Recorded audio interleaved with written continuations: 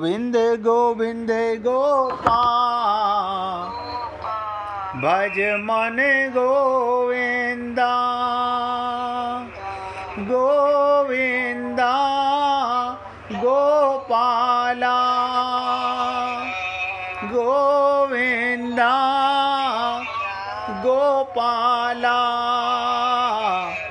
गोविंद गोविंद गोपाल भज मन गोविंदा गोविंद गोविंद गोपाल भज मन गोविंदा गोविंदा गोपाला गोविंदा गोपाला गोविंद गोविंद गोपाल भज मन गोविंदा गोविंद गोविंद गोपाल भज मन गोविंदा। सभी पुण्य आत्मा एकाग्रचित होकर के सुनिएगा।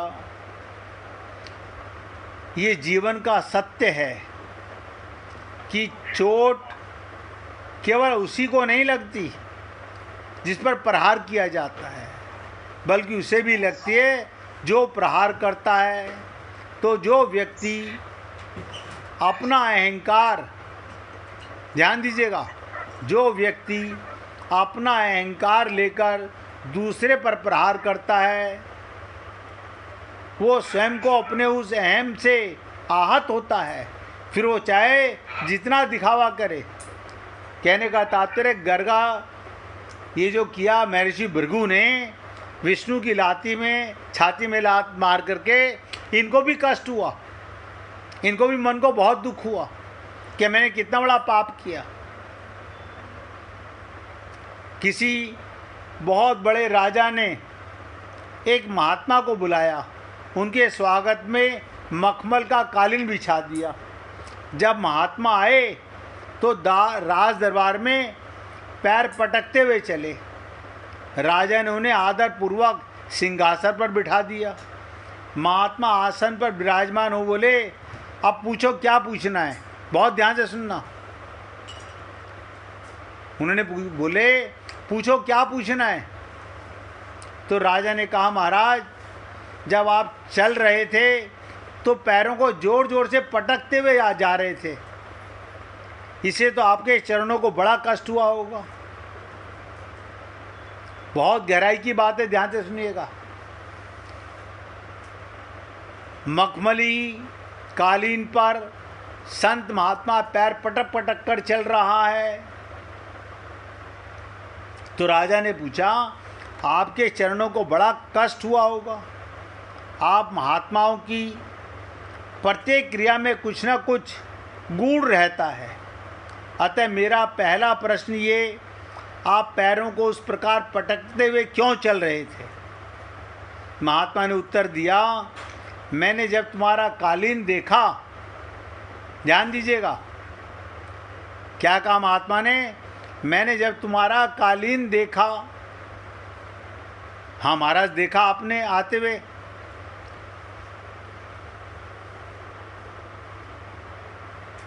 उस प्रकार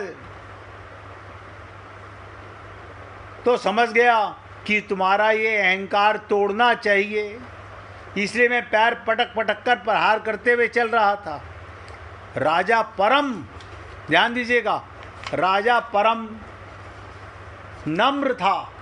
उसने महात्मा के चरण पकड़ लिए और कहा, महाराज आप मेरे वैभव के अहंकार को अपने त्याग के अहंकार से तोड़ रहे थे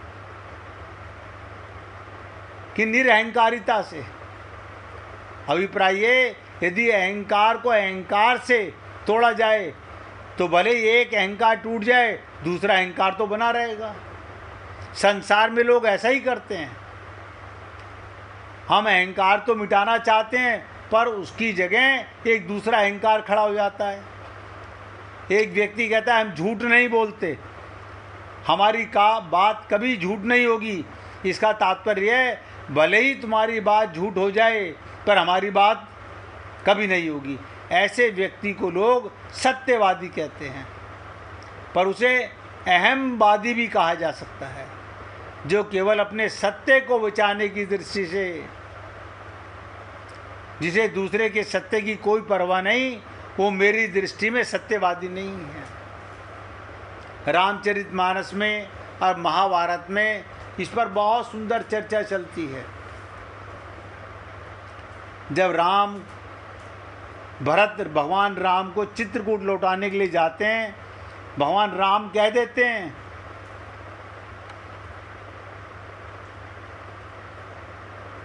कि राजा ने मुझे त्याग कर सत्य को रखा, राखे राय सत्य मोहि त्यागी, कि मेरे पिता दशरथ जी ने मेरा त्याग तो कर दिया लेकिन सत्य को अपने पास रखा। अब प्रेम प्रण के लिए शरीर छोड़ दिया। उनके वचन को मेटते मन में सोचा होता, उसने भी बढ़कर तुम्हारा संकोच, तुम कहकर तो देखो, तुम जो कहोगे मैं वही करूँगा। देखो भगवान राम दशरथ से क्या कहते हैं, भरत जी से, दशरथ जी से भी यही कहा था कि पिताजी संकोच मत कीजिए। उन्होंने अपना वचन निभाया, मुझे वन में भेजा, मैं चला आया। ऐसे ही भरत से कहते हैं तुम भी क्या के देखो। पर भरत इतने महान, वो अपने सत्य को बचाने की चिंता नहीं करते। भले ही उन्होंने गुरुजनों और पूर्ववासियों के समक्ष भगवान राम को लौटा लाने की बात कही थी। वशिष्ठ जी से भी यही कहा था, मैं भगवान राम को वापस लेकर आऊँगा। और जो रास्ते में ऋषि मुनि मिले, सबको यही कहा, मैं भगवान राम को लेने जा रहा हूँ। पर जब श्री राम सब कुछ भरत पर छोड़ देते हैं, तो उन्हें भगवान राम के सत्य को बचाने की चिंता हो जाती है। भगवान राम की भरत के सत्य की चिंता है, और भरत को भगवान राम के सत्य की चिंता है। तो दोनों का सत्य बच जाता है। इसी प्रकार महाभारत में मैंने आपको कहा कि भीष्म प्रतिज्ञा करते हैं, यदि मैं युद्ध में भगवान श्री कृष्ण से शस्त्र ना पकड़वा दूं तो लाजव गंगा जननी को शांतनु सुत न कहाऊं। और भगवान श्री कृष्ण अगले दिन शस्त्र उठा लेते हैं। अब भगवान के सामने प्रश्न ये नहीं था कि सत्य और असत्य में किसकी चुनाव करें। प्रश्न ये खड़ा हो गया कि दो सत्यों में किसको चुने। एक सत्य था भीष्म का, मैं भगवान को युद्ध में शस्त्र उठवा दूंगा, और दूसरा सत्य स्वयं उनका था, मैं युद्ध में शस्त्र नहीं उठाऊंगा। अब भगवान श्री कृष्ण ने, ध्यान से सुनो, विचारणी है, अपने सत्य की रक्षा करूं या भीष्म की। भगवान ने निश्चय कर लिया, भले ही लोग मुझे अवसरवादी मान लें, पर भीष्म का सत्य बना रहे, यानी मैं भक्त का सत्य बचाना चाहता हूँ। और उन्होंने शस्त्र उठाकर भक्त की रक्षा की। इसलिए पुण्य आत्माओं, सत्यवादी वो नहीं जो अपने सत्य को बचाने की चिंता में लगा रहता है। सत्यवादी वो है जो दूसरे के सत्य की रक्षा के लिए प्रयत्नशील होता है। अहम मूलक सत्य नहीं होता, जहाँ अहम मिलाकर एक हो जाता है, ऐसा सत्य भले ही व्यक्ति के अहम का पोषण करता है, कल्याणकारी नहीं होता। इसलिए संसार में 99% लोग ऐसे ही होते हैं। मैंने आपको आज भी हनुमान जी की यात्रा में, हनुमान जी के चरित्र में दो ही बातों पर आपको अड़िग रखा। क्या आप थोड़ा इसमें विचार कीजिएगा। क्या कि देह का अभिमान देह के मरने के बाद छूटेगा क्या? देह के रहते हुए देह का अभिमान छोड़ना है। अभिमान क्या? ये मैं नहीं हूं, ये एक रथ है, ये एक नौका है, एक भगवान की कृपा है मुझे मिली है अपनी प्राप्ति के लिए। अगर ये देह ना होता हम सत्संग कैसे सुनते? 84 लाख योनियों में और किसी को सत्संग नहीं मिलता, इसी देह में सत्संग मिलता है। इसका सदुपयोग कीजिए, देह की परवाह मत कीजिए, ये तो मरेगा। हम इसे बचाने में लगे रहते हैं। मरने वाले को अमर कैसे करोगे? कहते ना, हे अजन्मा अमर आत्मा तू क्यों परेशान हो रहा है, ज्ञान से मन को संभालो, लक्ष्य को क्यों खो रहा है। इसलिए सत्य आत्मा थी, सत्य परमात्मा है। आत्मा को जानो और परमात्मा को पा सकते हो। देह का सदुपयोग करो। इसके लिए एक और छोटी सी कथा सुनाऊंगा आज, अहंकार को त्यागने की। सबसे मूल कारण है, जब कौशल्या जी ने प्रभु राम से पूछा कि बेटा तुमने रावण को कैसे मारा? बोले माँ मैंने उसको कब मारा, उसको तो उसके अहंकार ने मारा।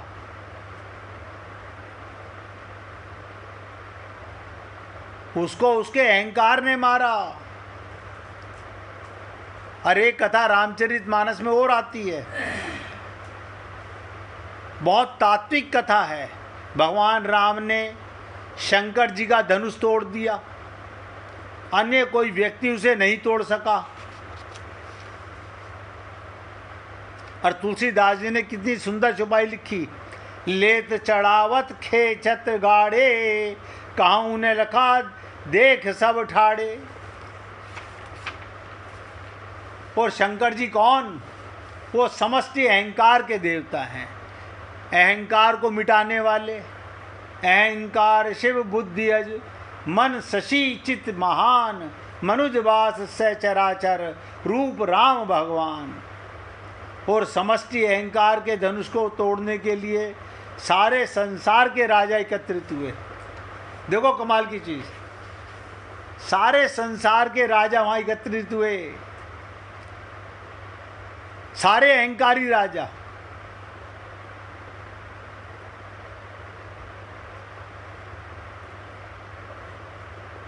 समष्टि अहंकार को तोड़ने के लिए।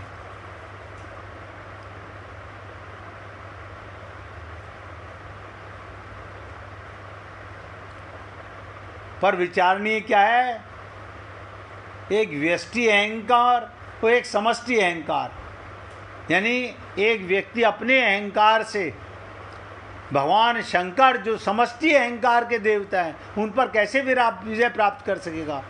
यदि भगवान राम का भी ये अहंकार लेके चलते मैं धनुष तोड़ दूंगा, तो अहम के स्थान पर दूसरे अहम की स्थापना हो जाती।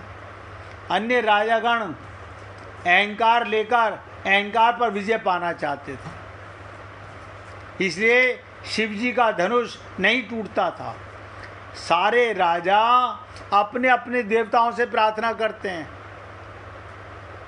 कोई गणेश जी की प्रार्थना कर रहा है, कोई शंकर भगवान की प्रार्थना कर रहा है, कोई देवी की प्रार्थना कर रहा है। और क्या कह रहे हैं? बस अपने देवताओं से मैं जा रहा हूँ, आप मेरी रक्षा कीजिए।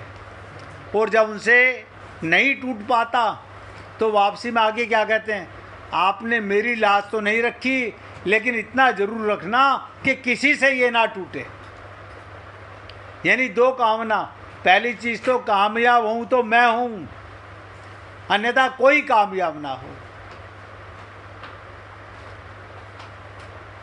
इसलिए शिव जी का धनुष नहीं टूटता, क्योंकि सारे राजा अपना अहंकार लेके समष्टि अहंकार को तोड़ने जा रहे थे।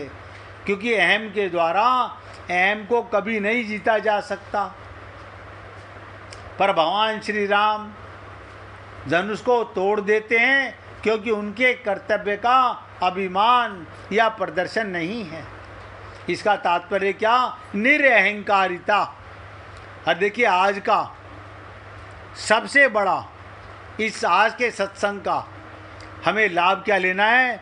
अपने अंदर किसी प्रकार का अहंकार नहीं आना चाहिए, ना धन का अहंकार, ना विद्या का अहंकार, ना ज्ञान का अहंकार, किसी प्रकार का अहंकार नहीं आना चाहिए। अगर किसी प्रकार का भी अहंकार आया तो भगवत प्राप्ति में यही रुकावट बन जाएगा, यही रुकावट बन जाएगा। इसलिए आप सबसे निवेदन कर रहा हूं, भगवान राम धनुष को तोड़ देते हैं क्योंकि उनके कर्तव्य का अभिमान या प्रदर्शन नहीं, उनमें निरअहंकारिता है, अहम पर विजय पा सकती थे। आगे चलकर इसी का संकेत भगवान राम परशुराम जी को भी देते हैं। परशुराम जी कहते हैं व्यक्ति से यदि कोई बड़ा कार्य हो जाए तो उसमें अभिमान अवश्य आ जाता है। अक्सर लोगों में ये होता है, हमने ये काम किया, हमने ये काम किया, अभिमान आ गया और वो सोचने लगता है संसार के सारे व्यक्ति जिस काम को नहीं कर सके उसे मैंने कर दिया। वो भगवान राम को संबोधित करते हुए कहते हैं धनुष तोड़कर तुम्हें भी अभिमान हो गया होगा। परशुराम जी ने क्या पूछा था? भंजऊ चापू दापू बड़बाड़ा। इसलिए अहमति मनो जीती जग उठाड़ा। इस पर भगवान राम उत्तर देते हुए कहते हैं महाराज मुझ में अभिमान होता, मुझ में अभिमान तो तब होता जब मैंने धनुष तोड़ा होता। बताइए, सारी दुनिया यही जानती है कि किसने धनुष तोड़ा, कि भगवान राम ने तोड़ा। और राम मना कर रहे हैं मैंने तोड़ा ही नहीं। मुझ में अहंकार तो तब होता जब मैंने तोड़ा होता। धनुष तो मेरे छूते ही टूट गया। आप लोगों ने रामचरितमानस की चौपाई को पढ़ा नहीं। छुअत ही टूट पिनाक पुराना।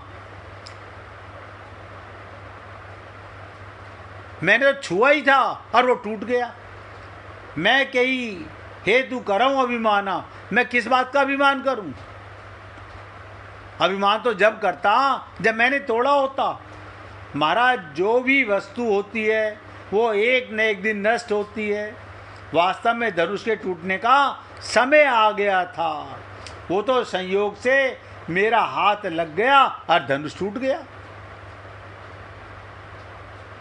वस्तु तो असल में काल के द्वारा नष्ट होती है। हर चीज का नष्ट होना है, सुनिश्चित है। हमारे शरीर का जन्म हुआ है, एक दिन ये नष्ट होगा, पर व्यक्ति उसमें अपना कर्तव्य जोड़ देता है, इसलिए दुख पाता है। तो अहंकार पर सच्ची विजयी, देखिए आज का निचोड़ बताने जा रहा हूं। अहंकार पर विजय प्राप्त करनी है तो निरअहंकारिता के द्वारा ही प्राप्त होती है। और हनुमान जी के चरित्र का भी यही तत्व है। उनमें अहंकार नहीं है, लोभ या संग्रह की वृत्ति नहीं है। हम लोभी भी हैं और संग्रह करने में लगे रहते हैं। ना तो स्वर्ण का पर्वत उनमें लालच पैदा कर सकता है, ना स्वर्ण की लंका। और बात बिल्कुल ठीक, जो सोने के पर्वत का लोभ नहीं छोड़ पाएगा, जो धन दौलत माया का लोभ नहीं छोड़ पाएगा, वो सोने की लंका में अछूता कैसे वापस आ सकता है? मैंने कई बार आप लोगों से निवेदन किया कि माया महाठगनी हम जानी। ये माया का संसार भगवान की दासी है। माया हमारी 24 घंटे परीक्षा लेती रहती है और आप हम लोग ठगे रहते हैं। हर जन्म में ऐसा ही हुआ है।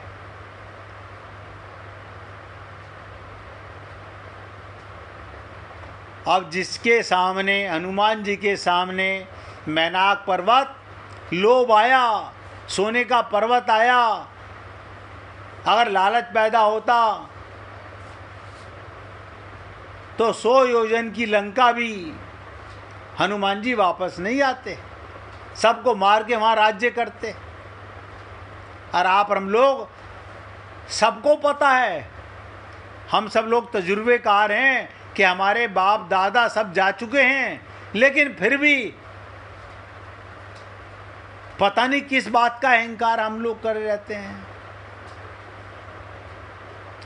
तो हनुमान जी ने क्या किया, जब मैनाक पर्वत उनके सामने प्रलोभन बन के आया, लोभ बन के आया, तो हनुमान जी से हमें शिक्षा लेनी चाहिए। हनुमान तई परसा कर पुनि कीन प्रणाम, राम काजु कीने बिनु मोही कहाँ विश्राम। बस यही निचोड़ है जीवन का। क्या कहते हैं, आप मेरे पिता के मित्र हैं, आप बड़े सम्माननीय हैं, लेकिन मैं जिस विश्राम को पाना चाहता हूँ, जिस राम को पाना चाहता हूँ, वो बिना श्री राम का कार्य किए मुझे प्राप्त नहीं होगा। अतः आप मुझे आज्ञा दीजिए, मैं सच्चा विश्राम प्राप्त कर सकूं। हनुमान जी का ये व्यवहार उनकी अपूर्व निरभिमानिता, निर्लोभिता को दर्शाता है। इसलिए हे पुण्य आत्माओं, आज आप और हम लोग भी सोचें, हमारा बार बार संसार में आना क्यों होता है, हमें भगवत प्राप्ति क्यों नहीं होती। हम भगवान से संसार पाना चाहते हैं या संसार को त्याग कर भगवान पाना चाहते हैं। कई बार आपसे निवेदन किया गया, प्रेम गली अति सांकरी, तामे दो ना समाये। दो चीज कभी नहीं मिल सकती, या तो भगवान का प्रेम मिलेगा या माया का संसार मिलेगा। इसका त्याग करोगे तो सुनिश्चित भगवान का प्रेम मिलेगा, सुनिश्चित मिलेगा। लेकिन आप और हम लोग पाना चाहते हैं राम रस, लेकिन ये संसार का रस त्यागना नहीं चाहते। आज अपने सत्संग को विराम दे रहा हूँ और आप सब पुण्य आत्माओं से निवेदन कर रहा हूँ कि एक धारणा मन में धारो, जो रहना नहीं है उसमें अपनापन किस चीज़ के लिए कर रहे हो। जो एक दिन आपका नहीं रहेगा, शरीर भी नहीं रहेगा, परिवार भी आपका नहीं रहेगा, आपसे संबंध खत्म, ये धन दौलत सब आपसे छूट जाएगी, उसमें अपनापन किस लिए। इधर त्याग करोगे तो वहाँ चाहना पैदा होगी, यहाँ भी अपनापन वहाँ भी पाना चाहो तो भगवान ऐसे नहीं मिल सकते। इसके आगे की चर्चा, तीसरी रुकावट जीवन की यात्रा, भव सागर की यात्रा, भक्ति की यात्रा, सीता की या खोज में क्या आएगी, उसकी चर्चा कल करने का प्रयत्न करेंगे। अब 1 मिनट भगवान का कीर्तन करेंगे। तुम हमारे थे प्रभु जी, तुम हमारे हो, तुम हमारे ही रहोगे, ओ मेरे प्रियतम। हम तुम्हारे थे प्रभु जी, हम तुम्हारे हैं, हम तुम्हारे ही रहेंगे, ओ मेरे प्रियतम, ओ मेरे प्रियतम। तुम हमारे थे प्रभु जी, तुम हमारे हो, तुम हमारे ही रहोगे, ओ मेरे प्रियतम। हम तुम्हारे थे प्रभु जी, हम तुम्हारे हैं, हम तुम्हारे ही रहेंगे, ओ मेरे प्रियतम, ओ मेरे ओ मेरे प्रियतम। बोलिए वृंदावन बिहारी लाल की जय जय श्री राधे, जय जय श्री राधे। बोलिए लाल जी का मंगल हो, सभी भक्तों का मंगल हो। सबको राधे राधे भैया, सबको राधे राधे जी, राधे राधे, राधे राधे जी, राधे राधे भैया, सबको राधे राधे जी।